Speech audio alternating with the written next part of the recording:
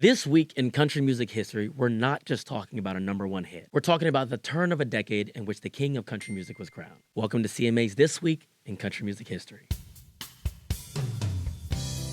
Country music in the 80s. We're talking about Urban Cowboy, where country came to the city, and the radio dial was balancing the gritty sound of the 70s with the more polished pop country on the rise. Then came a voice that didn't bend, didn't chase, didn't shift with the wind, George Strait. Starched jeans, cowboy hat, no flash. George Strait was a steady voice in a changing world. Song after song, he delivers something simple, country music. On April 1st, 1989, he landed his 16th number one with Baby's Gotten Good at Goodbye. 3 chords in the truth, and a voice that felt like home. It wasn't just another hit.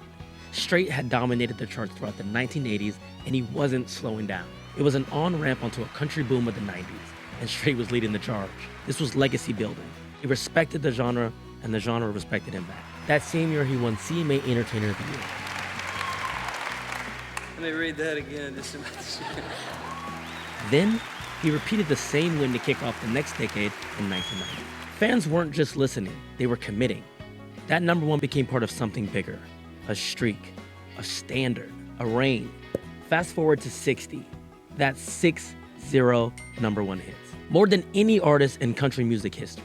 Year after year, album after album, no drama, no trend chasing, just songs that fans can relate to. George Strait didn't use flashiness to climb the charts. He was just pure, authentic George. You hear his influence in artists like Alan Jackson, Clint Black, Garth Brooks, and years later, Brad Paisley, Dierks Bentley, Chris Stapleton, and John Party. Baby's Gotten Good at Goodbye wasn't just a hit. It was another brick in the foundation of country music. And George Strait is one of the most respected builders of that house. He proved you don't have to evolve away from country music to outlast everyone. You just have to be you. Decades later, he still sells out stadiums in minutes.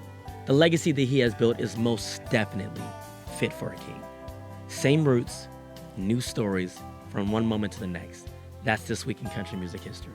Subscribe now to CMA because next week, we remember a voice that defined heartbreak in country music and the number one hit that became his final goodbye.